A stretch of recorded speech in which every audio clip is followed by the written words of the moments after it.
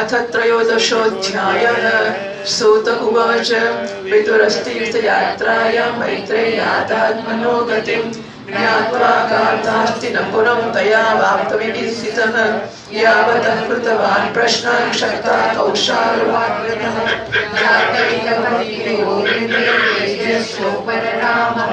तं बन्धुमागतं दृष्ट्वा धर्मपुत्रः समानुजः धृतराष्ट्रो युयुत्सुश्च सूतः शार्ङ्गतः पृथा गान्धारी द्रौपदी ब्रह्मन् सुभद्रा चोत्तरा कृपी अन्याश्च जनाः पाण्डुर्ज्ञातयश्च सुतास्त्रियः प्रत्युज्जग्मुहर्षेण प्राणं तन्मयिवागतम् अभिसङ्गम्य विधिवत् परिश्रन्ता विवादनैः मुमुचः प्रेम बाष्पौ गम्भीरमौत्कण्ठिताधराः राजा तमनयाचक्रे कृतासनपरिग्रहम् तं भुक्तवन्तं विश्रान्तमासीनं सुखमासने प्रश्रयावन्तो राजा प्राह तेषां च शृण्वताम्। અત્યારમાં અધ્યાયમાં વિદુરજીના ઉપદેશથી ધૃતરાષ્ટ્ર અને ગાંધારી હવે વનમાં જાય છે. સૂતજી કહે છે વિદુરજી તીર્થયાત્રામાં મહર્ષિ મૈત્રેયની પાસેથી આત્માનું જ્ઞાન પ્રાપ્ત કરીને હસ્તિનાપુર પાછા આવ્યા.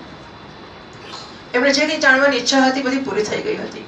વિદુરજીએ મૈત્રેય ઋષિને જેટલા પ્રશ્નો કર્યા હતા એમના ઉત્તર સાંભળતા પહેલા જ શ્રી કૃષ્ણમાં અનન્ય ભક્તિ થઈ જવાને કારણે એ ઉત્તર સાંભળવામાંથી ઉપરામ થઈ ગયા હતા. એટલે કહેતા હતા પણ ત્યારે એમનું મન શાંત થઈ ગયું હતું.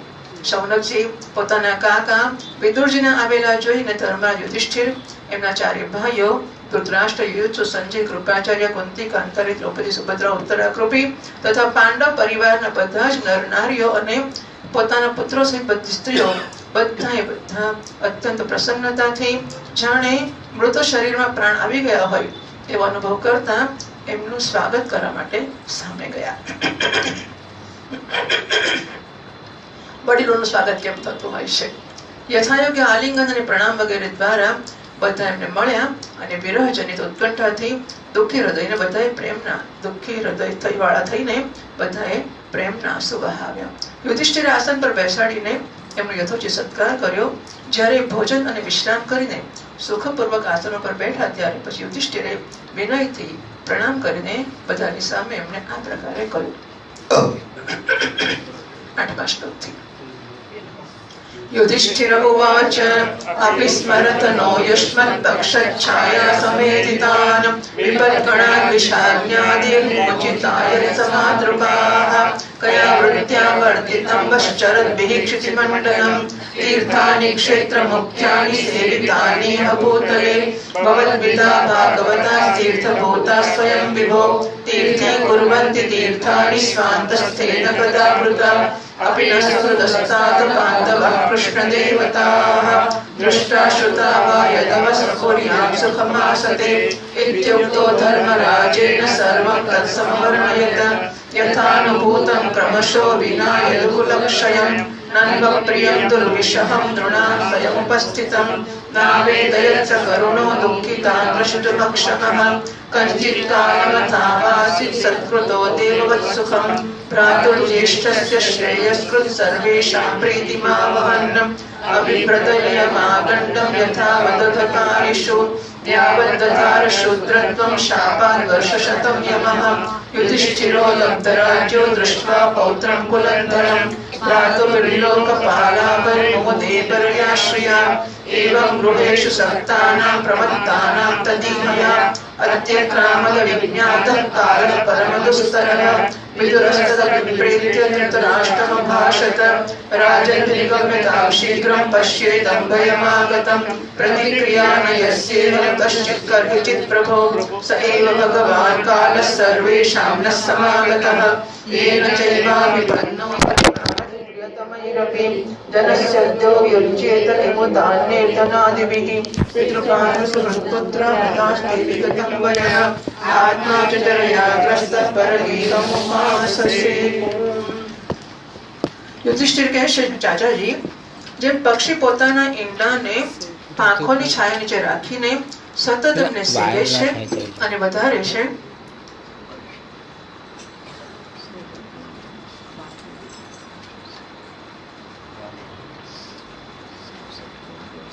તેવી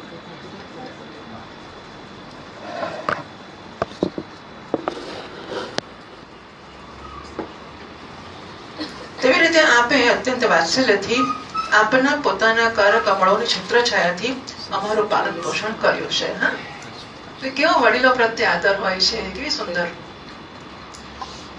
વારંવાર આપે અમને અમારી માતાનું વિષદાન અને લાક્ષાગૃહના દાહ વગેરે વિપત્તિઓમાંથી અમને બચાવ્યા છે. શું આપ ક્યારેય અમને લોકોને યાદ કરો છો? આપ પૃથ્વી પર વિચરણ કરતા હતા ત્યારે આપે કઈ વૃત્તિથી જીવન નિર્વાહ કર્યો હતો? આપે પૃથ્વી તળ ઉપર કયા કયા તીર્થો અને મુખ્ય ક્ષેત્રોનું સેવન કર્યું હતું? આપ હે પ્રભુ, આપ જેવા ભગવાનના પ્રિય ભક્ત સ્વયં તીર્થ સ્વરૂપ જ હોય છે. તીર્થી કુર્વંતી તીર્થાની, તો આપણે તીર્થ હોય ત્યાં જઈએ છીએ. મહાપુરુષ જ્યાં જાય છે ત્યાં તીર્થ થઈ જાય છે. વલ્લભાચાર્યજી મહારાજ જ્યાં જ્યાં બેઠા ત્યાં ત્યાં બેઠક થઈ ગઈ, બરાબર ને? જ્યાં જ્યાં પારાયણ કર્યું ભાગવતનું ત્યાં ત્યાં બેઠક થતી ગઈ. એ શંકરાચાર્ય ભગવાન જ્યાં જ્યાં પસાર થયા એમના મઠો થતા ગયા. એટલે મહાપુરુષો આપણે તીર્થ જોઈને જઈએ છીએ. મહાપુરુષો જ્યાં જાય છે તે તીર્થ થતું જાય છે.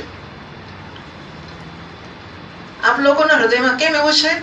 આપના હૃદયમાં વિરાજમાન ભગવાન દ્વારા તીર્થોને પણ આપ મહાતીર્થ બનાવતા વિચરણ કરો છો. ચાચાજી, આપ તીર્થયાત્રા કરતા દ્વારકા પણ ગયા હશો. ત્યાં અમારા સુહૃદ, આપણા સુહૃદ ભાઈ બાંધુ યાદવ લોકો, જેમના એકમાત્ર આરાધ્ય શ્રી કૃષ્ણ છે, એ પોતાની નગરીમાં સુખથી તો રહી રહ્યા છે ને? આપે જો જઈને જોયું ન હોય તો સાંભળ્યું તો હશે જ. યુધિષ્ઠિરે આમ પૂછ્યું ત્યારે વિદુરજીએ તીર્થો અને યદુવંશના સંબંધીમાં જે જોયું, સાંભળ્યું અને અનુભવ્યું હતું એ બધું ક્રમથી બતાવ્યું. કેવળ યદુવંશના વિનાશની વાત ના કરી. કરુણ હૃદય વિદુરજી પાંડવોને દુઃખી જોઈ શકે એમ નહોતા. આથી એમણે આ અપ્રિય અને અસહ્ય ઘટના પાંડવોને ના સંભળાવી, કારણ કે ધીમે ધીમે વાત બની જતી. શું કરવા અત્યારથી કેવી? પાંડવ વિદુરજીના દેવતાની સમાન, વિદુરજીનો દેવની સમાન સેવા સત્કાર કરતા હતા. કેટલાક દિવસ એ પોતાના મોટા ભાઈ ધૃતરાષ્ટ્રની કલ્યાણ કામનાથી બધા લોકોને પ્રસન્ન કરતા સુખપૂર્વક હસ્તિનાપુરમાં રહ્યા. વિદુરજીને કાઢી મૂકેલા હતા ને એક જમાનામાં. આ બધું ઇતિહાસ મારા માટે બહુ અઘરો હોય છે, પણ એટલે વિચાર કરો કે કેવી ઉદારતાઓ સાધુઓની હોય છે. અને કોઈ કડવાશ યાદ નહીં કરવાની, કોઈ ભૂતકાળ યાદ નહીં કરવાનો, અને આવીને પ્રેમથી રહેવાનું, કેવી એવી ઉત્તમ વસ્તુ છે આ બધી. એટલે પ્રસન્ન કરતા સુખપૂર્વક હસ્તિનાપુરમાં રહ્યા. વિદુરજી સાક્ષાત ધર્મરાજ હતા. માંડવ્ય ઋષિના શાપથી એ 100 વર્ષ સુધી શૂદ્ર બની ગયા હતા. નીચે શાપ લખ્યો છે. બાદરોદમાં એક સમયે કોઈ રાજાના અનુચરોએ કેટલાક ચોરોને માંડવ્ય ઋષિના આશ્રમ પરથી પકડ્યા. એમણે એવું માની લીધું કે ઋષિ પણ આ ચોરોનો જ ભાગ છે. આથી એમને પણ પકડ્યા અને રાજાની આજ્ઞાથી બધાને સાથે શૂલી પર ચડાવી લીધા. રાજાને ખબર પડી કે આ તો મહાત્મા છે. ઋષિને શૂળી પરથી ઉતરાવી દીધા અને હાથ જોડીને એમની પાસે પોતાના અપરાધની ક્ષમા માંગી. માંડવ્યજીએ યમરાજાની પાસે જઈને પૂછ્યું કે કયા પાપના ફળ સ્વરૂપે આપે મને આ દંડ આપ્યો? કારણ કે એકવાર કયાને ભોંકાયું તો ખરું ને, પછી મરતા પહેલા ઉતારી લીધા, પણ મને આ દંડ થયો એ કયા પાપનું ફળ હતું? યમરાજાએ કહ્યું, આપ જ્યારે બાળક હતા ત્યારે એક પતંગિયાને, ટીટીનું ગુજરાતીમાં પતંગિયું લખ્યું છે, એટલે ગુજરાતી ચોપડીમાં ટીટોડી લખ્યું છે, પણ મૂળ પતંગિયાની જ વાત છે. હું બાળક હતો ત્યારે, કારણ કે એટલા મોટા પક્ષીને કોઈ લઈને મારી ના નાખે. પતંગિયું સરસ હોય ને એને આપણે મન થાય. એટલે પતંગિયાને મેં કુશની એટલે ઘાસનો તણકલો એનો ધારથી કાણું પાડ્યું, છેદી નાખ્યું હતું. એના ફળ સ્વરૂપે તમને અત્યારે આ શૂળીનો ઘા અંદર પેંટો છે. તો મુનિએ કહ્યું કે મેં અજ્ઞાન વશાત આ કર્યું હતું. આ નાનકડા અપરાધને માટે આપે મને ઘણો મોટો કઠોર દંડ આપ્યો છે. આથી તમે 100 વર્ષ સુધી શૂદ્ર યોનિમાં રહો.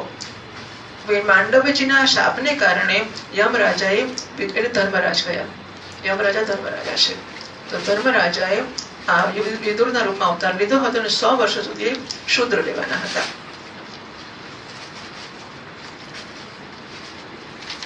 આટલા દિવસો સુધી યમરાજાના પદ પર અર્યમાં હતા અને એ જ પાપીઓને ઉચિત દંડ આપતા હતા. રાજ્ય પ્રાપ્ત થઈ ગયો ત્યારે પોતાના લોકપાલો સરખા ભાઈઓ સાથે રાજા યુધિષ્ઠિર વંશધર પરીક્ષિતને જોવા માટે જોઈને પોતાની અતુલ સંપત્તિથી આનંદિત રહેવા લાગ્યા. આ પ્રકારે પાંડવ ગૃહસ્થના કામ ધંધા હવે શું થયું? પરીક્ષિત એટલે છોકરા છોકરો એવું થયું ને? ચોથી કે ત્રીજી? ચોથી. યુધિષ્ઠિરનો પૌત્ર. હા, એટલે દાદો જ ને. હા, એટલે એટલે પેલું વ્યાજનું વ્યાજ તો જે ભારું લાગે એમાં પછી યુધિષ્ઠિર ને લાગે તો આપણને તો લાગે જ. એમાં કઈ કહેવાય એમ મારું કેવું છે કે યુધિષ્ઠિર ને છોકરા છોકરું ભારું લાગતું હોય અને એમાં આનંદ થઈ જતો હોય તો પછી આપણને તો થઈ જાય, સ્વાભાવિક છે. આ પ્રકારે પાંડવો ગૃહસ્થોના કામ ધંધામાં રમી ગયા એટલે એમાં મન લાગી ગયું અને એમની પાછળ એક પ્રકારની વાત ભૂલી ગયા કે અજાણ્યામાં આપણું જીવન છે મૃત્યુ તરફ જઈ રહ્યું છે. જોત જોતામાં એમની સામે સમય આવી ગયો જેને કોઈ ટાળી શકતો નથી. બસ ખબર જ નથી પડતી કે ક્યાં જિંદગી જતી રહે છે. પછી કરીશું. હજુ તો નાના છીએ, હજુ તો મોટા થઈશું, હજુ તો ભણીશું, હજુ કમાઈશું, હજુ લગ્ન કરીશું, પછી હજુ મા બાપ બનીશું, વિદેશ જઈશું, ફરવા જઈશું.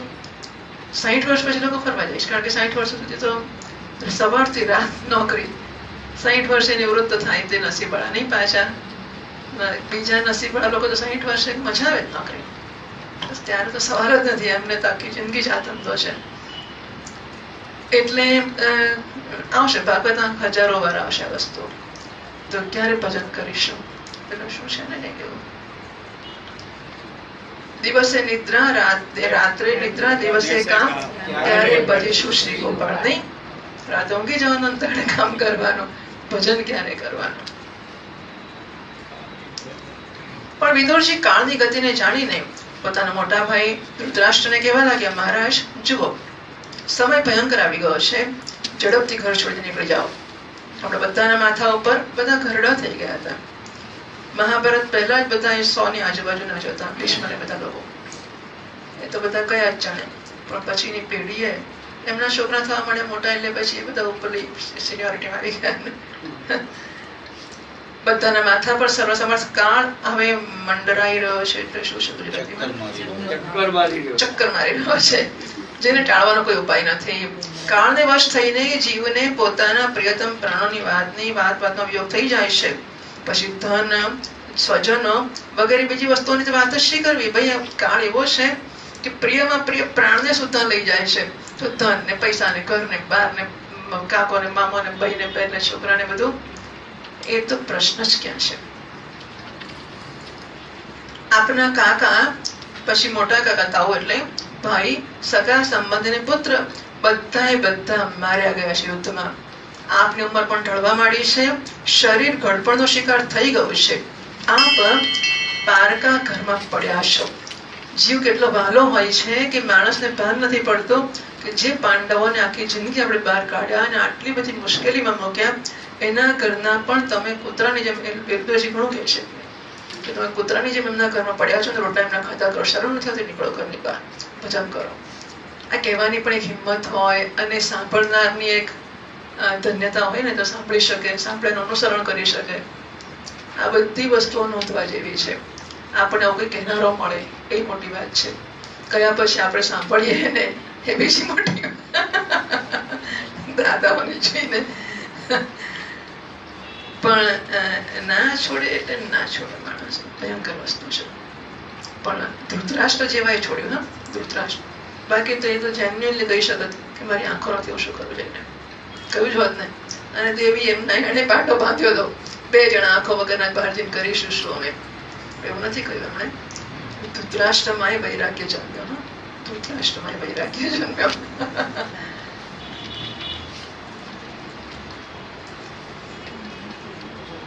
પછી 22મા શ્લોકથી વાંચવાનું છે. અહો મહીયસી જંતુર્જીવિતાશાય ભગવાન भीमापवर्जितं पिण्डमादत्ते गृहपालवत् अग्निर्निसृष्टो दत्तश्च करोद्धाराश्च दूषिताः कृतं क्षेत्रं धनं येषां तत्तन्नैरसुभिः क्रियत तस्यापि तवते वयं कृपणस्य जिजीविषोः परैत्यनिच्छतो जीर्णो जरया वाससि इव गतस्वार्थमिमं देहं विरक्तो मुक्तबन्धनः अविज्ञानगतिं जह्या सवैतीरमुदाहृतः यस्वकान् परतो वेव जात निर्वेद आत्मवान् हृदि कृत्वा हरिं गेहात् प्रव्रजेत् स नरोत्तमः अथो दीचिं दिशं यातु स्वैरज्ञातगतिं भवान् एतोर्वाक्प्रायशः कालः पुंसां गुणविकर्षणः एवं राजा विदुरेणानुजेन प्रज्ञाचक्षुर्बोधित आजमीढः चित्वा स्वेषु स्नेहपाशान् रटीम्नः निश्चक्रामभ्रातुर्सन्दिश्य दर्शितः एवं राजा विदुरेणानुजेन प्रज्ञाचक्षुर्बोधित आजमीढः चित्वा स्वेषु स्नेहपाशान् रटीम्नः निश्चक्रामभ्रातुर्सन्दर्शितात्वा पतिं पयान्तं सुबलस्य पुत्रीं पतिव्रता चानुजगाम साध्वीं हिमालयन्यस्तदण्डप्रहर्षं मनस्विनामिव सत्सम्प्रहारः अजातशत्रुमुखतमैत्रो हुताग्निः विप्रान्नत्वा भूमिरुक्मयैः गृहं प्रविष्टो गुरुवन्दनाय न चापश्यत् पितरौ सौबलीं च तत्र सञ्जयमासीनं पप्रच्छोद्विग्नमानसः गावल्गणेन्वनस्तातो वृद्धो हीनश्च नेत्रयोः अम्बाजहतपुत्रार्ता पितृभ्यः पकतः सुहृत अपि मय्यकृतप्रज्ञे हतबन्धुः सभार्यया आशंसमानः शमलं गङ्गायां दुःखितोपतत पितरि परते पाण्डव सर्वान्नस्तु कृतः शिशून् अरक्षतां व्यसनतः पितृभ्यो उपगतावितः ओम। अरे આ પ્રાણીને જીવિત રહેવાની ઈચ્છા કેટલી પ્રબળ હોય છે, જીજીવિષા કેટલી બધી તીવ્ર હોય છે માણસોમાં. એના કારણે તો આપ ભીમનો આપેલો ભીમ, જે ભીમને મારવા માટે તમે આખો આખો પરિવાર, સૌ છોકરાઓ ને બાપ ને મામો શકુન આખો કૌરવ કુળ આખી ટીમ મચી પડી, જે ભીમને મારવા એ ભીમના આપેલો રોટલો તમે ખાઓ છો. કેમ? જીવવાની આશા, જીવવાનું કેટલું વાલો છે, આટલું અપમાન સહન કરીને તમે ખાઓ છો, જીવો છો. ભીમનો આપેલો ટુકડો ખાઓ છો ને પુત્રના જેવું જીવન વિતાવી રહ્યા છો. જેમને આપે આગમાં બાળવાની ચેષ્ટા કરી, ઝેર આપીને મારવાની ઈચ્છા કરી, ભરી સભામાં જેમની વિવાહિતા પત્નીને અપમાનિત કરી, જેમની ભૂમિને ધન છીનવી લીધું, એમના અન્નથી પડાયેલા પ્રાણને રાખવામાં શું ગૌરવ છે? શેના માટે જીવો છે? એ વિદુરની કેટલી હિંમત છે. એટલે આ કોઈ બાપને ના કહેવાય, કોઈ છોકરાને ના કહેવાય, કોઈ કોઈને કહી જ ના શકે, કોઈ ગુરુ શિષ્યને ના કહે, કોઈ કોઈને કહી જ ના શકે આ વસ્તુઓ. આવા કડવા શબ્દો કે સાચા શબ્દો પણ આવું કોઈ કહી જ ના શકે. વિદુરજી કેમ હિંમત કરે છે? આપના અજ્ઞાની તો હદ થઈ ગઈ છે. હજુ જીવવું છે તમારે? હજુ જીવવું છે? શું જીવીને કરવાનું છે? જીવાનું આ કૂતરાની જેમ રોટલા ખાવા માટે? પણ આપની ચાહનાથી શું થવાનું છે? જૂના વસ્ત્રની જેમ ઘડપણથી હવે આ શરીર તમારું શિથિલ થઈ ગયું છે અને આપ નહીં ઈચ્છો તો પણ ક્ષીણ થવાની તૈયારીમાં છે. હવે આ શરીરથી આપનો કોઈ સ્વાર્થ સિદ્ધ થનારો નથી. એમાં ફસાશો નહીં. એની મમતાના બંધનને કાપી નાખો. જે સંસારના સંબંધીઓથી અલગ રહીને એમની અજાણતા પોતાના શરીરનો ત્યાગ કરે છે એને જ ધીર કહેવામાં આવ્યો છે. એટલે મરવાની વખતે કાશી જવાનું, બધાને મૂકીને જવાનું, લઈને નહીં જવાનું. એટલે એનો અર્થ એવો હશે કે પેલા સ્વજનોમાં પ્રીતિ રહી જાય ને, આજુબાજુ ઓળખીતા હોય એટલે એમાં જીવરે, આમાં જીવરે, આમાં જીવરે, એટલે બધાથી અજાણ્યા જુદી જગ્યાએ જતા રહેવાનું અને ઓળખીતાઓની વચ્ચે નહીં જવાનું, લોકોને લઈને નહીં જવાનું અને કાશીમાં જઈને કરવત મુકાવીએ તો મકર જોવાની જે કરવું હોય તે. પણ ટૂંકમાં કાશીમાં જઈને મરવાનું એટલે કે સગા સંબંધ દૂર થઈ જવાનું અને આપણે ઓળખવાનું. હવે કાન કયા, નાક કયું, આંખ કયું, બધું ધીમે ધીમે રજા લેવા માંડ્યું છે. આપણને શી ખબર, પણ ગયા પછી વાર લાગે તો માનો કે આપણને એમ કહું મહિના 2 મહિના પતી જશે, ઘણી બધી વાર આપણા પપ્પાને જ એટલે છેક જ મરી ગયા જ વળી નહીં અને પછી પાછા અઠવાડિયું જીવ્યા તો એ વખતે શું થઈ જાય? પછી માણસ તૈયારી કરીને જાય ને પછી ના મોત આવે, 4-6 મહિના પછી 4-6 વર્ષે નીકળી જાય, પછી ક્યાં લગે મરવા, પછી પાછા આવી જઈને, કારણ કે ત્યાં ગયા એટલે ઘર બહારની સુખ સલામતી ભોગ બધું છોડી જ ને વળી, ત્યાં કાશીમાં જે મળે જ ખાવાનું, અને પછી વાર લાગે તો શું, આવું બધું છે. શ્રી કૃષ્ણાનંદ સ્વામીજી મહારાજ મને યાદ આવે છે એટલે માટે હું ઉભી રહું છું.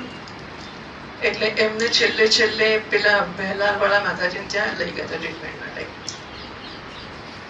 અમુક દિવસનું નક્કી કરે, આટલા દિવસ ત્યાં રહેજો કેવું, 15 દાડા, પણ 5-6 દાડા થયા ને કે મારે પાછું જવું છે આશ્રમમાં.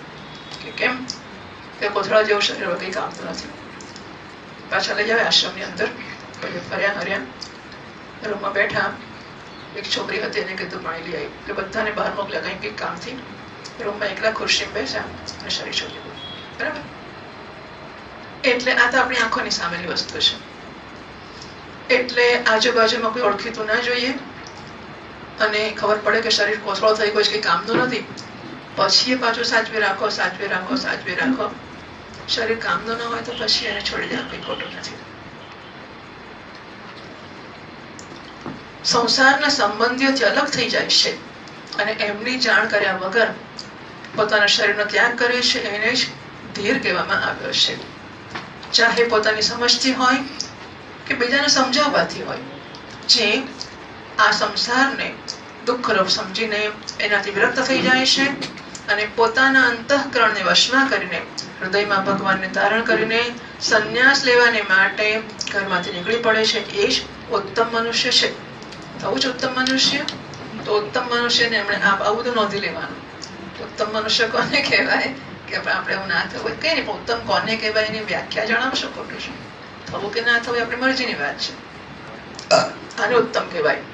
અને આગળ જે સમય આવવાનો છે એ પ્રાયઃ મનુષ્યના ગુણોને ઘટાડનાર હશે. આથી આપ આપના પોતાના કુટુંબીઓથી છુપાઈને ઉત્તરાખંડમાં ચાલ્યા જાઓ. ઘોષણા ના કરશો કાલે મારો બીજા સમારોહ રાખ્યો છે, એવું કર્યા વગર છાના માના નીકળી પડો. જ્યારે નાના ભાઈ વિદુરે અંત રાજા ધૃતરાષ્ટ્રને આ પ્રકારે સમજાવ્યો ત્યારે એની પ્રજ્ઞાના નેત્રો ખુલી ગયા. ચામડીના નેત્રો ના ખુલ્યા, પ્રજ્ઞા નેત્ર, પ્રજ્ઞા ચક્ષુ ખુલી ગયા. એ ભાઈ બંધોના સુદૃઢ સ્નેહ પાશાને કાપીને પોતાના નાના ભાઈ વિદુરના બતાવેલા માર્ગેથી નીકળી પડ્યા. જ્યારે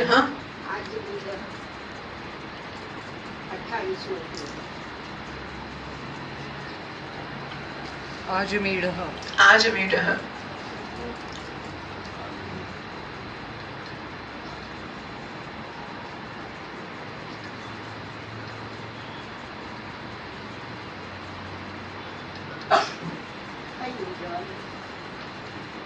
પ્રજ્ઞા ચક્ષુ બોધિત આજમીઢ એટલે એનું જ વિશેષણ છે ધૃતરાષ્ટ્રનું. આજમીઢ એ અજમીઢનો કોઈક અજમીઢનો સંબંધી હશે. દશરથનો દાશરથી થયો ને એમ અજમીઢ કોઈકનું નામ હશે. હા, આજમીઢ એટલે એનો. અજમીઢ કોનું નામ છે? એટલે ધૃતરાષ્ટ્ર કોનો છોકરો કે શું કહેવાય? બધું અઘરું છે, મને યાદ નથી રહેતું. શાંતન, પણ કોઈક અજમેર એમનો આગલી પેઢીનો કોઈક હશે.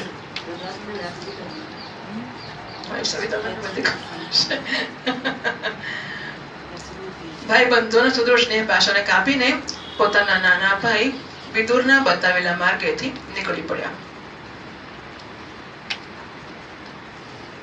જ્યારે પરમ પ્રતિવ્રતા સુબલ નંદિની ગાંધારીએ જોયું કે મારા પતિદેવ તો તે હિમાલયની યાત્રા કરવા જઈ રહ્યા છે, જે સંન્યાસીઓને એવું સુખ આપે છે જે વીર પુરુષોને લડાઈના મેદાનમાં પોતાના શત્રુ દ્વારા કરેલા ન્યાય ઉચિત પ્રહારથી થાય છે, ત્યારે એ પણ પત્નીને પણ કહ્યું નથી. અને નીકળી ગયા. એને જાણ્યું એટલે પોતાની જાતે પાછળ નીકળી પડ્યા ગાંધારી. અજાત શત્રુ યુધિષ્ઠિરે પ્રાતઃકાળે સંધ્યાવંદન તથા અગ્નિહોત્ર કરીને બીજી દિવસે સવાર પડી. એટલે રાત્રે નીકળી ગયા આ બંને, ધૃતરાષ્ટ્ર અને ગાંધારી. સવાર પડી, યુધિષ્ઠિર ઉઠ્યા, પ્રાતઃ કર્મ કર્યા, સ્નાન સંધ્યાવંદન કર્યું, અગ્નિહોત્ર કરીને બ્રાહ્મણોને નમસ્કાર કર્યા, તેમને તલ, ગાય, ભૂમિ અને સુવર્ણનું દાન કર્યું. આ પછી જ્યારે ગુરુજનોની ચરણ વંદના માટે નિત્યક્રમ આવો હોવો જોઈએ.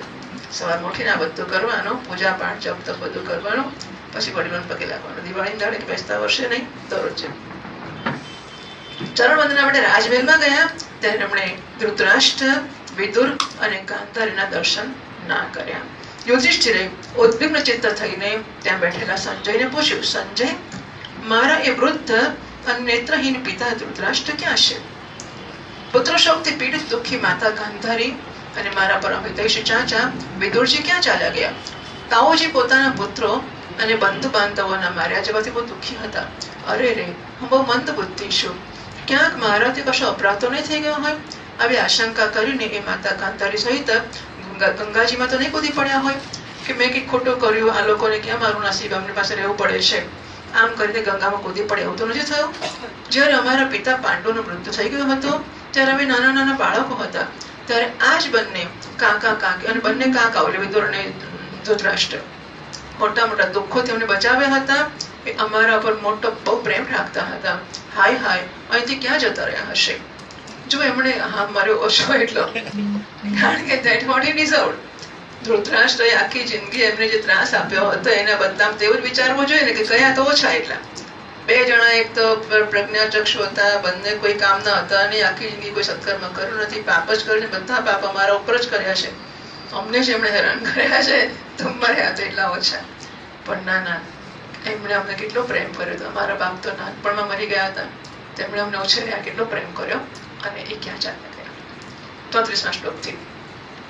सूत उवाच कृपया स्नेह वैक्लव्या सूतो विरहकर्षितः आत्मेश्वरं न प्रत्याहाति पीडितः विवृज्याश्रोणि पाणिभ्यां विष्टभ्यात्मानमात्मना अजातशत्रुं प्रत्युचे प्रभो पादावनुस्मरन् संजय उवाच नाहं वेद व्यवसितं मित्रोर्वः कुलनन्दन गान्धार्या वा महाबाहो मुषितोऽस्मि महात्मभिः अथा जगाम भगवान् नारदः तुम्बुरुः प्रत्युत्थायाभिवाद्याः सानुजोऽभ्यर्चयन्निव युधिष्ठिर उवाच नाहं वेद गतिं पित्रोर्भगवन् क्वगताविदः अम्बावाहकपुत्रार्था भगता च तपस्विनी कर्णधार इवापारे भगवान् पारदर्शकः अथावभाषे भगवान् नारदो मुनिसत्तमः मा कञ्चन शुचोराजनिधीश्वरवशं जगत् लोकासपाला यस्येमे वहन्ति बलिमीशितुः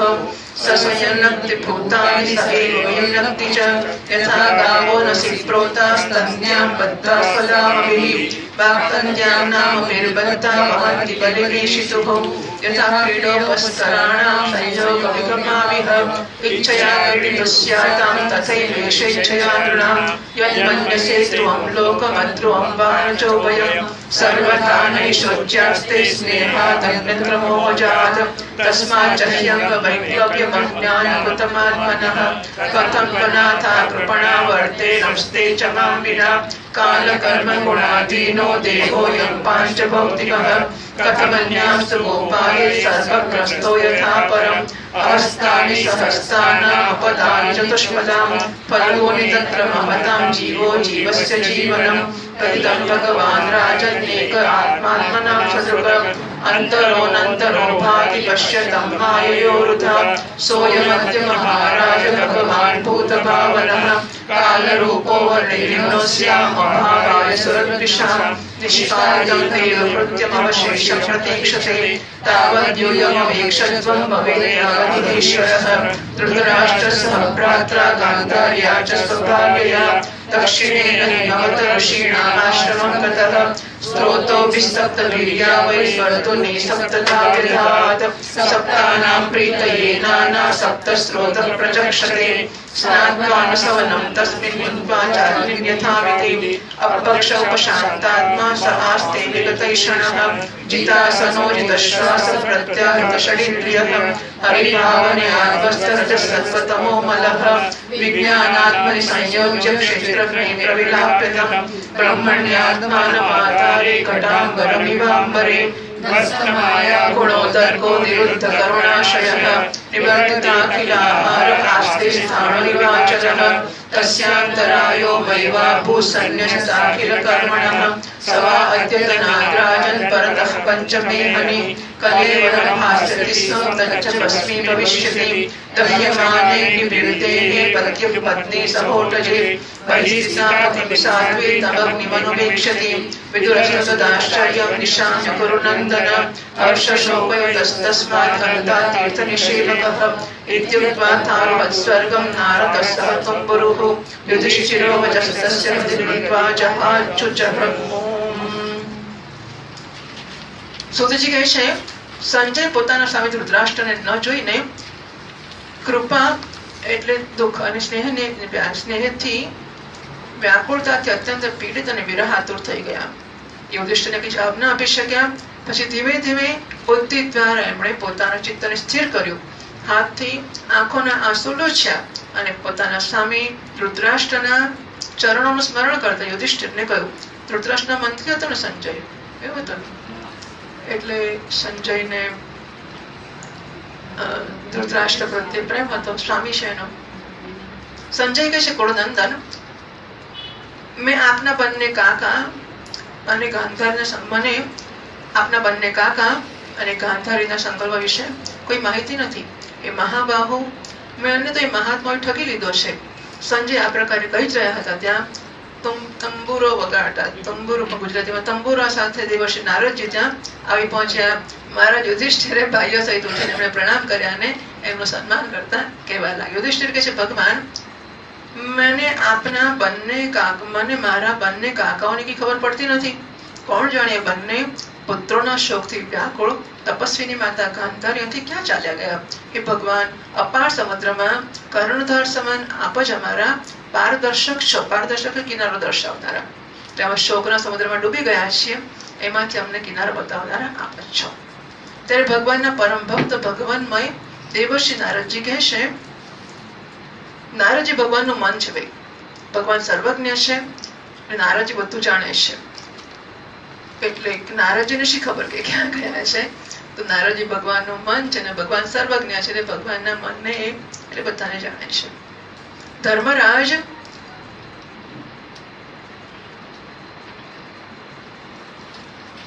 બીજું તમ પર્યટન કર કઈ વાતમાં સાક્ષી સર્વત્ર વિચરણ કરતા વાયુ અને સૂર્યની જેમ આપ સર્વના સાક્ષી છો. આથી આપ બધું જાણો છો. યુધિષ્ઠિર જયારે પૂછે છે નારદને, તો નારદને પૂછતા પહેલા એમને ખબર હોવી જોઈએ કે જાણશે.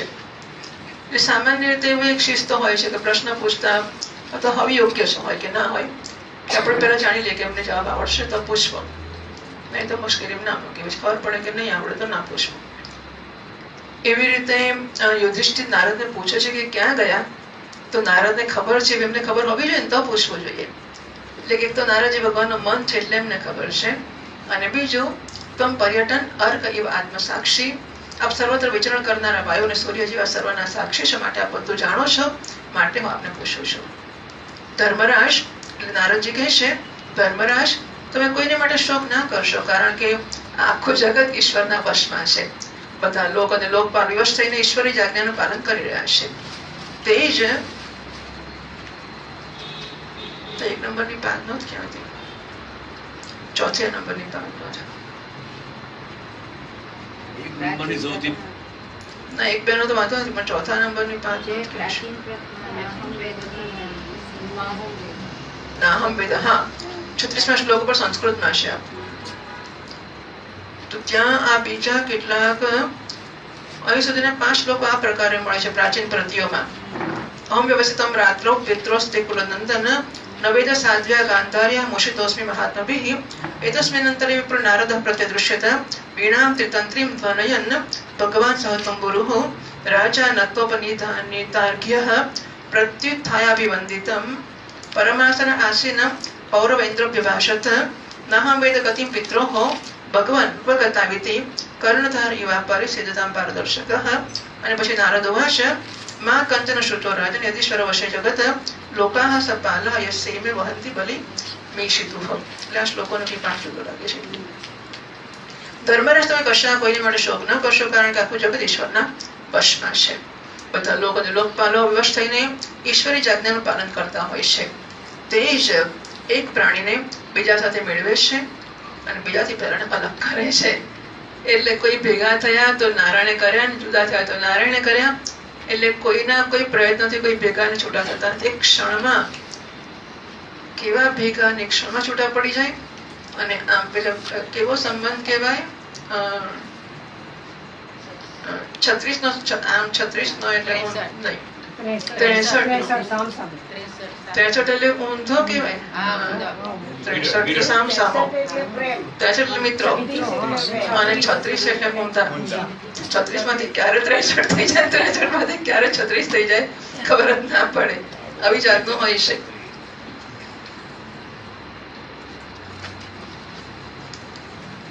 જેવી રીતે બળદ મોટી દોરડીમાં બાંધેલો હોય અને નાની દોરડીથી એમના નાકમાં પેલું નાથે ને બળદને, એવો નાથેલા રહીને સ્વામીનો ભાર વહન કરે છે. પ્રકારે મનુષ્ય પણ આ વેદોમાંથી આવે છે દાખલો. મનુષ્ય પણ વર્ણાશ્રમાથી અનેક પ્રકારના નામોથી વેદરૂપ દોરડામાં બંધાઈને ઈશ્વરની જ આજ્ઞાનું અનુસ્મરણ કરે છે. બરાબર? નામ વર્ણ અને આશ્રમ, વેદોએ આશ્રમ છે એ કહેવા દ્વારા વેદોએ કર્તવ્ય નક્કી કર્યું અને એટલે બંધ થઈને પછી કર્મ કર્યા કરે માણસ. જેમ સંસારમાં ખેલાડીની ઈચ્છાથી જ રમકડાઓનો સંયોગ અને વિયોગ થાય છે, તેવી રીતે ભગવાનની ઈચ્છાથી જ મનુષ્યનું મળવાનું અને છૂટા પડવાનું થાય છે. તમે લોકોના જીવરૂપથી નિત્ય માનો અથવા દેહરૂપથી અનિત્ય માનો, અથવા જળરૂપથી અનિત્ય અને ચેતનરૂપથી નિત્ય, અથવા શુદ્ધ બ્રહ્મરૂપમાં નિત્ય અનિત્ય કંઈ પણ ના માનો. કોઈ પણ અવસ્થામાં મોહજન્ય આસક્તિના સિવાય એક શોક કરવાની યોગ્ય નથી. આથી તમે એટલે ભીષ્મ 3 મરશે તો તમે એને શરીર માનતા હોય, આમે ઘરડા મરવાના જ છે. તમે એને સૂક્ષ્મ શરીર જીવ માનતા હોય તો મરીને સ્વર્ગમાં જશે, કારણ કે સત્કર્મો કર્યા છે. અને આત્મા માનતા હોય તો નિત્ય છે. ટૂંકમાં એકે પક્ષે શોક કરવાને કારણ નથી. એમણે ઘણા વિકલ્પો બતાવે કે તમે શું માનો છો એમના વિશે. જે માનતા હોય તે શોકને કોઈ કારણ નથી. એટલે જીવ માનો, નિત્ય માનો, અનિત્ય માનો, જડ માનો, ચેતન માનો, જે માનો તે પણ શોકને કારણ નથી. આથી ધર્મરાજ એ દિન દુઃખી કાકા કાકી અસહાય અવસ્થામાં મારા વગર કેવી રીતે રહેશે? અજ્ઞાનજન્ય મનની વ્યાકુળતાને છોડી દો. આ કલ્પના જ હોય છે. આ તો બધા લોકોને આવા અનુભવો હશે કે જ્યારે ઘણા બાળકોના તો મા બાપ બંને મરી ગયા હોય અને એવા સુંદર ઉછરે છે. ઘણી વાર પહેલો પિતા મરી ગયો અને 5-7 છોકરીઓ લગ્ન કરવાની બાકી હોય અને ઘણું બધું હોય. પિતા હોય ત્યારે જેટલી તકલીફ હોય એના કરતા ઘણી સારી રીતે પિતાના ગયા પછી છોકરીઓ પરણતી હોય છે. એટલે એવું માનવું કે મારા વગર શું થશે એ કેવળ અને કેવળ વહેમ અને ભ્રમ જ હોય છે. મારા કોઈ ઘર ચાલશે કે નહીં, લોકો હવે એવું માને તો માને જ છે કે મારા વડે જ ચાલે છે, હું જ ઘર ચલાવું છું અને હું નહીં હોય તો આ તો બધું. એનો અર્થ એવો નથી કે આપણે કશી જવાબદારી ના રાખવી, પણ ગૃહસ્થાશ્રમ હોય ત્યાં સુધી, ગૃહસ્થાશ્રમ 50 ને તો 60 વર્ષે તો પૂરો થાય એવું ખરું, પછી જિંદગી સુધી પૂરો ના થાય તો કઈ કહેવાનું નથી આપણે. પરંતુ એક મર્યાદા નક્કી કરી શકાય કે અમુક ઉંમરે પૂરો થઈ જશે. અથવા તો ગૃહસ્થાશ્રમ એટલે કે કમાવું ફરજનો, કર્તવ્યનું જીવન. હા, ગૃહસ્થાશ્રમ એટલે પરિવાર પ્રત્યે, સમાજ પ્રત્યે કર્તવ્યનું જીવન. અને એ જીવન માટે નક્કી કરી શકાય કે કાં તો અમારી ઉંમર 60 વર્ષની થાય ત્યાં સુધી, અત્યારે 60 ની વૃત્તિ છે એટલે 58 કે 60 કે જે હોય તે, અથવા તો એક ઘટના કે મારા સંતાનનું લગ્ન થશે એટલે હું છૂટા થઈ જઈશ, પતી ગયો, આપણો ગૃહસ્થાશ્રમ પૂરો થઈ ગયો. છેવટે એ ના થતું હોય તો પછી પૈસા નક્કી કરવા કે આટલા પૈસા થશે ને ત્યારે છોડીશ, આટલાને નક્કી રાખવાનું. એ તો સમય જતા વધતું જાય પછી અનંત છે. આ કેવળ લોભ જ હોય છે અને એનો કોઈ અંત નથી. ને કોઈ છોકરા આપણને સરભાવ નથી આપવાના અને આપણે વધારે એમને માટે મૂકીને જઈશું કે કમાઈને જઈશું કે આપણને પેલું પાણી બધું દૂધ ચડાવશે, એ કશું થવાનું નથી. અને સંસ્કાર આપ્યા હશે તો વગર પૈસા કરવાના જ છે. સંસ્કાર નહીં આપે ગમે એટલા પૈસા મૂકીને જાવ, નહીં કર્યું બધું બેઠી મારશે. અને એટલે હદની બહાર જીવતા સુધી પણ હજુ હાથપગ ચાલે છે. માણસ એવું કહેતા હોય છે, હજુ હાથપગ ચાલે તો શું કામ ના કમાઈએ? તો હજુ હાથપગ ચાલે તો ભજન કરી લો. પણ જ્યારે બિલકુલ હાથ પગ ચાલતા બંધ થશે, નાક કાન આંખ બધી ઇન્દ્રિય બંધ થશે, પછી ભજન કરીશું. હાથ પગ ચાલતા લગી નોકરી કરીશું તો ભજન ક્યારે કરીશું? એટલે આ બધી વસ્તુઓ સમજવી જોઈએ ખરી, એવું કે છે આમાં.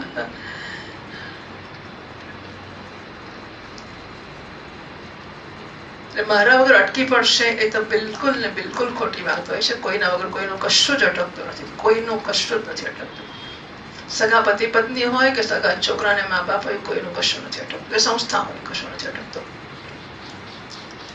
આ 5 ભૂતનું બનેલું શરીર કાળ, કર્મ અને ગુણોના વશમાં છે. અજગરના મોંમાં પડેલા પુરુષની જેમ એ પરાધીન શરીર, બીજાઓની રક્ષા શું કરવાનું છે? પ્રબોધ સુધાકરમાં એક દાખલો શંકરાચાર્ય ભગવાન કહે છે કે પેલો સાપ છે, સાપના મોંમાં દેડકો છે, એટલે સાપમાં આટલો કડાઈ ગયેલો છે, પણ દેડકાનું મોઢું બહાર છે, એટલે ઊંધેથી પકડ્યો છે. મોઢું બહાર છે, હજુ દેડકો મોઢું કરીને માખી પડવા જાય છે. દાખલો છે.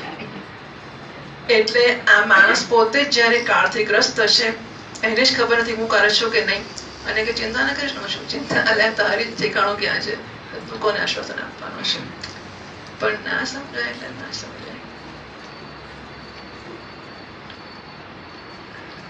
અજગરના મોઢામાં પડેલો પુરુષની જેમ આ પરાધીન શરીર, બીજાઓની રક્ષા શું કરવાનું છે? હાથ વાળાને હાથ વગરના, 4 પગ વાળા પશુઓને પગ વગરના, એટલે 3 ઘાસ વગેરે, અને એમાં પણ મોટા જીવોનો નાના જીવો આહાર છે. એટલે જીવો જીવસે જીવન કે ભોજનમ. આ પ્રકારે એક જીવ બીજા જીવના જીવનનું કારણ બને છે. આ સમસ્ત રૂપોમાં જીવોની બહાર અને અંદર એક સ્વયં પ્રકાશ ભગવાન, જે સંપૂર્ણ આત્માઓનો આત્મા છે, માયા દ્વારા અનેક પ્રકારોથી પ્રગટ થાય છે. તમે કેવળ એમને જ જુઓ, મહારાજ સમસ્ત પ્રાણીઓને જીવન આપનાર એ જ ભગવાન આ સમયે આ પૃથ્વી તળ ઉપર દેવના દ્રોહીઓનો નાશ કરવાને માટે કાળરૂપથી અવતાર લઈ ચુક્યા છે. હવે એ દેવતાઓનું કામ પૂરું કરી ચુક્યા છે, થોડુંક કામ બાકી છે, એને માટે હજુ રોકાયા છે. જ્યાં સુધી આ પ્રભુ ઈચ્છે ત્યાં સુધી તમે લોકો પણ એમની પ્રતીક્ષા કરતા રહો. ધર્મરાજ હિમાલયના દક્ષિણ માર્ગમાં, એટલે પહેલા તો આ સામાન્ય ઉપદેશ આપ્યો, પછી હવે પેલા લોકો ક્યાં ગયા છે એની વાત કરે છે. ધર્મરાજ હિમાલયના દક્ષિણ માર્ગમાં જે સપ્તર્ષિની પ્રસન્નતાને માટે ગંગાજીએ અલગ અલગ 7 ધારાઓના રૂપમાં પોતાને વિભક્ત કરી છે 7 ભાગમાં, જેને સપ્તસ્રોત કહે છે. ત્યાં ઋષિઓના આશ્રમ પર ધૃતરાષ્ટ્ર પોતાની પત્ની ગાંધારી અને વિદુરની સાથે ગયા છે.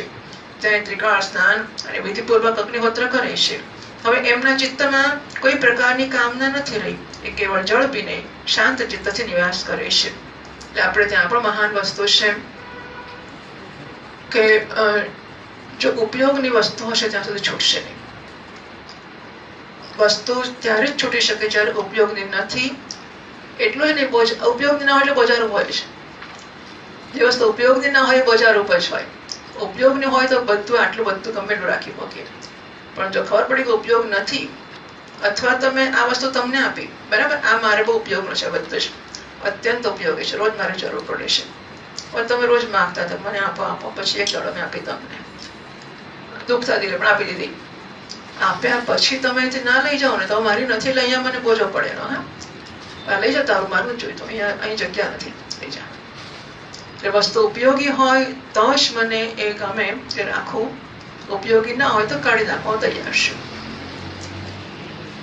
એમ આ શરીર જ્યાં સુધી ઉપયોગી રહેશે ત્યાં સુધી નહીં છોડી શકાય. એનો ઉપયોગ કયો છે? સૂક્ષ્મ શરીરનું ભોગનું સાધન છે, સ્થૂળ શરીર ભોગનું આયતન છે. મારે જ્યાં સુધી ભોગો ભોગવવા છે ત્યાં સુધી હું સૂક્ષ્મ શરીરને અને એના આશ્રય સ્થૂળ શરીરને નહીં છોડી શકું. અને એટલા માટે ભોગની ઈચ્છામાંથી મુક્ત થવાનો અભ્યાસ કરો, એવો વાનપ્રસ્થ આશ્રમ એ આપણે ત્યાં છે. જેમ જેમ હું એ ભોગની ઈચ્છામાંથી મુક્ત થતો જઈશ તેમ તેમ સૂક્ષ્મ શરીરની જરૂરિયાત ઓછી થશે, અને તેમ તેમ સ્થૂળ શરીરની જરૂરિયાત ઓછી થશે.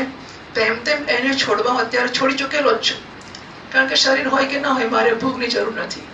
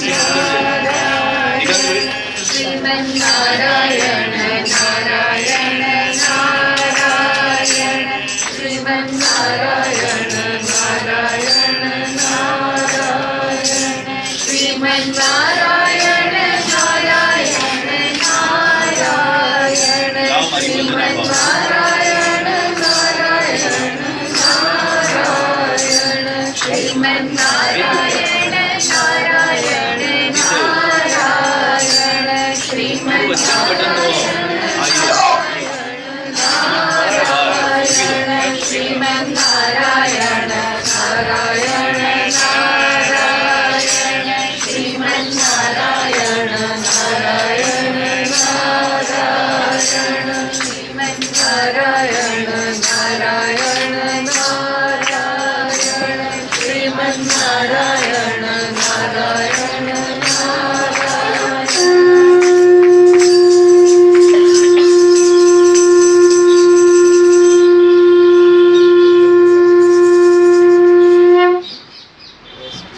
નારાયણ નારાયણ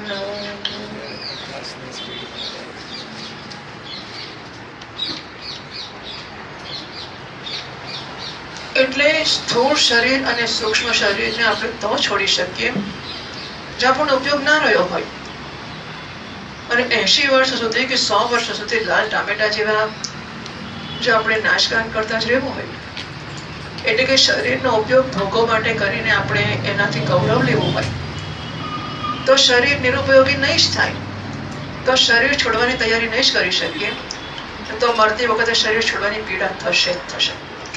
વાનપ્રસ્થાશ્રમ આપણે ત્યાં એટલા માટે છે કે જેથી કરીને માણસ જ્યારે શરીર છે ત્યારે જ એને નિરુપયોગી સિદ્ધ કરી દે. હું તારા પર મારા સુખ માટે આશ્રિત નથી. સૂક્ષ્મ શરીર ઉપર મન ઉપર હું મારા સુખ માટે આશ્રિત નથી. તને હોવાની છૂટ છે ના હોવાની છૂટ છે. એ શરીર તારા કાન એટલે કાન વડે હું સાંભળીશ તો જ સુખી થઈશ, આંખ વડે જોઈશ તો જ સુખી થઈશ, જીભ વડે પ્રવચન કરીશ તો જ સુખી થઈશ એવી કોઈ જરૂર નથી. પ્રવચન થાય કે ના થાય, આંખોથી જોવાય કે ના જોવાય, કાનથી સંભળાય કે ના સંભળાય, મારા સુખ માટે હું સ્વતંત્ર છું, આમાંની કોઈ વસ્તુ પર આશ્રિત નથી. તો પછી I can let it go. પ્રેત્યાસમાં લોકાદમૃતા ભવંતિ શ્રોત્રસ્ય શ્રોત્ર મનસો મનોયત વાચો વાચમ સૌ પ્રાણસ્ય પ્રાણ ચક્ષુષ ચક્ષુઃ અતિમુચ્ય ધીરાઃ પ્રેત્ય અસ્માદ લોકાત અમૃતા ભવંતિ. તો આ ઉપાધિમાંથી તાદાત્મ્ય જીવતા જીવતા છોડાશે, મરીને થોડું છોડાવવાનું છે. જીવે છે ત્યારે જ એને તાદાત્મ્ય તો જ છૂટશે એનો ઉપયોગ ના રહ્યો હોય. ઉપયોગની વસ્તુ ક્યારેય છૂટી ના શકે. જ્યારે એવું જણાશે કે આનો ઉપયોગ નથી, ક્યારે ઉપયોગ નથી, હું મારામાં પ્રસન્ન છું. અથવા તો હું અભ્યાસ કરું છું એના વગર જીવવાનો. એમ ચમત્કાર નથી થવાનો કે 60 વર્ષના છેલ્લા દિવસ સુધી હું ખાઈ પીને જલસા કરું અને જેવું 60 વર્ષ પૂરું થઈને જન્મદિવસ ઉજ્યો બીજી દાડે એકાએક મને વૈરાગ્ય આવી જાય, એવું કશું ચમત્કાર થવાનું નથી. 60મા વર્ષ પછી કાયદેસર હું જેમ કમાતો નથી હવે નહીં, પણ હું તો કમાઉં છું ને, તો મરતા લગીને કમાવાની કોઈ જરૂર નથી. 60મા વર્ષે પૂરું કરી જ દેવાનું. છોકરાઓને જે કરવું હોય કરે, ઘર ચલાવે ના ચલાવે એમના છોકરાને, તો કોઈ ભૂખે મરવાનું નથી. બધા પોતપોતાનું પ્રારબ્ધ લઈને આવ્યા છે, પોતપોતાના પૈસા લઈને આવ્યા છે. આપણે મૂકીને જઈશું તો એ નસીબમાં હશે તો જ ખાવા મળશે, નહીં મૂકીને જઈશું તો એ નસીબ હતું તો ખાશે, મૂકીને જઈશું તો નસીબ નહીં હોય તો ભીખ જ માગશે. જે કરવાનું હશે તે કરશે, કારણ કે આપણે પૈસા મૂક્યા માટે એમના જીવન પર કોઈ ફેર નહીં પડે, એમના નસીબથી જ ફેર પડવાનો છે. અને એટલા માટે એની ચિંતાને આપણે એટલા બધા પરોપકારી ઉદાર થવાની જરૂર છે. આપણે મનુષ્ય તરીકે જન્મ્યા એટલે આપણે માટે જે કરવું છે બધું થઈ ગયું. આપણો સ્વાર્થ થઈ ગયો છે કે આપણે આ મનુષ્યના શરીરથી મોક્ષ પ્રાપ્ત કરવાનો થઈ ગયો. પછી નવરા છીએ માટે છોકરાની ચિંતા કરીએ છીએ. શું છે આપણું કામ પતી ગયું છે ખરું? તો ક્યારે 70મા વર્ષે પણ છોકરાની ચિંતા કરીશું ને 80મા વર્ષે પણ એના છોકરાની ચિંતા કરીશું, 90મા વર્ષે એના છોકરાની ચિંતા કરીશું. તો આપણી ચિંતા ક્યારે કરીશું? આપણે જ્યાં જો ત્યાં દાદાઓ દાદાઓ દેખાય છે મને, દાદીઓ દાદાઓ અને બધા દાદાઓ દાદીઓ તો નવરી હશે ખબર નથી આપણને, દાદાઓ મને જે દેખાય બધા નવરા નથી. દાદીઓ વધારે આસક્તિ હોય. દાદીઓ આ દેખાય દાદી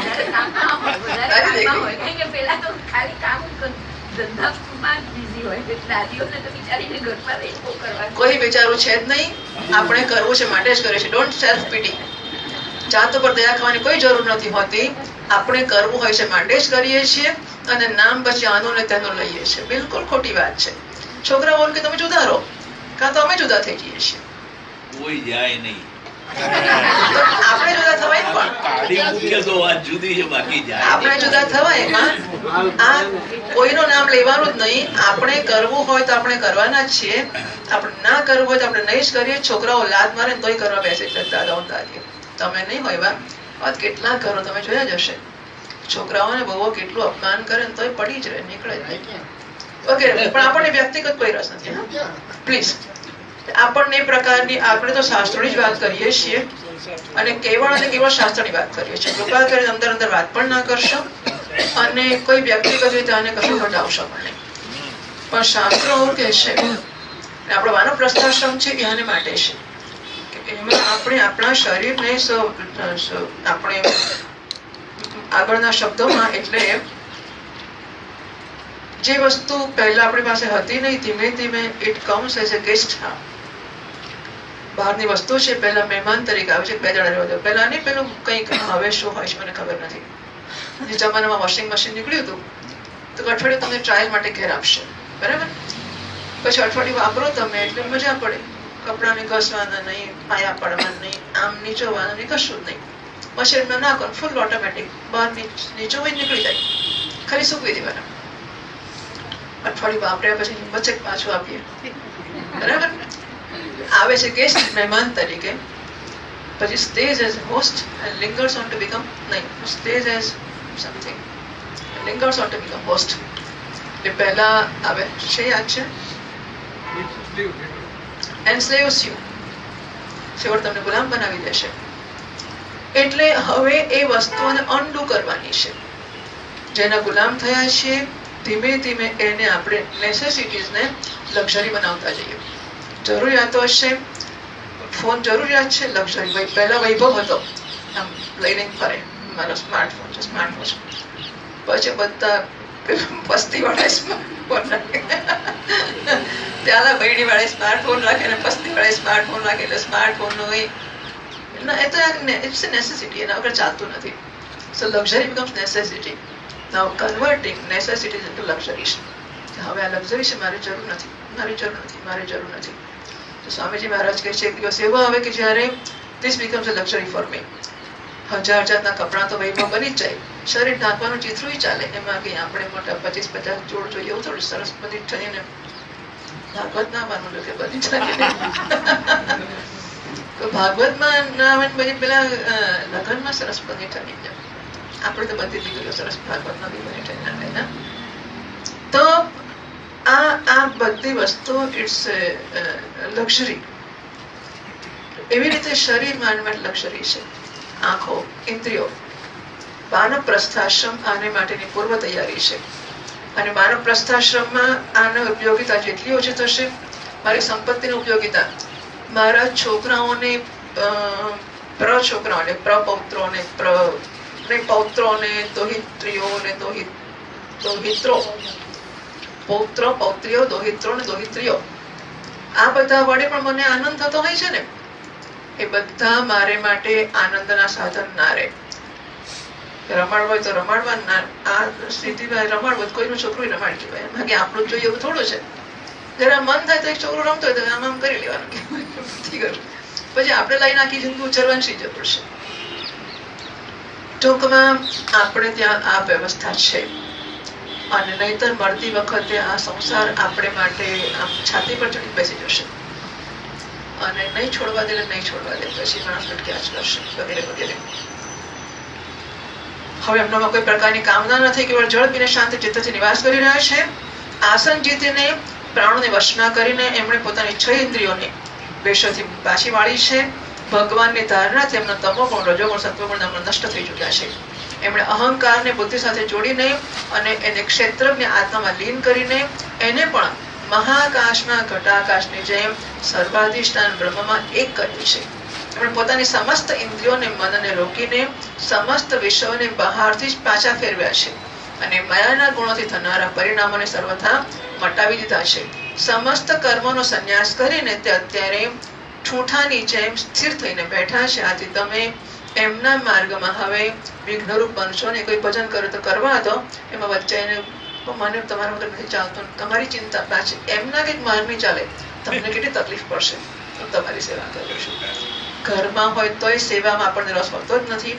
એ ઘરમાં છોકરા સાચવતો હોય તો જ આપણને રસ હોય. હા, ઘરડા લોકો ઘરમાં ચામડાનું તાવડું કહેવાય. આપણા સ્વાર્થથી જ આપણે જે કરીએ છીએ, બાકી કશું કરતા નથી.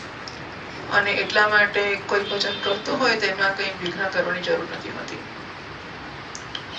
જે પાદનો જ છે, દેવર્ષિ નારદજી એટલે નારદજી યુધિષ્ઠિરને કહી રહ્યા છે ને, નારદજી ત્રિકાળદર્શી છે એ ધૃતરાષ્ટ્રના ભવિષ્ય જીવનને વર્તમાનની જેમ પ્રત્યક્ષ જોઈ રહ્યા છે અને માટે એ રૂપમાં વર્ણન કરે છે. એટલે અત્યારે બેઠા છે તો તમે ક્યાંથી જોવા ગયા કે કેમ બેઠા છે, કેમને દેખાય છે. એટલા માટે ધૃતરાષ્ટ્ર પાછલી રાત્રે જ હસ્તિનાપુરથી ગયા છે. આથી આ વર્ણન ભવિષ્યનું સમજવું જોઈએ. કારણ કે હજુ તો ગઈકાલે રાત્રે જ નીકળ્યા, સવારે હિમાલયમાં પહોંચી ગયા, ધ્યાન કરવા બેસી ગયા, બધું ક્યાંથી થઈ ગયું. અને તમને ખબર કેવી રીતે પડી? તો કે ત્રિકાળદર્શી છે એટલે આમ થવાનું છે અને જાણે આંખોની સામે જોતા હોય એમ કહી રહ્યા છે. ધર્મરાજ આજથી 5મા દિવસે એ પોતાના શરીરનો પરિત્યાગ કરી દેશે અને બળીને ભસ્મ થઈ જશે. એ શરીર બળીને ભસ્મ થઈ જશે.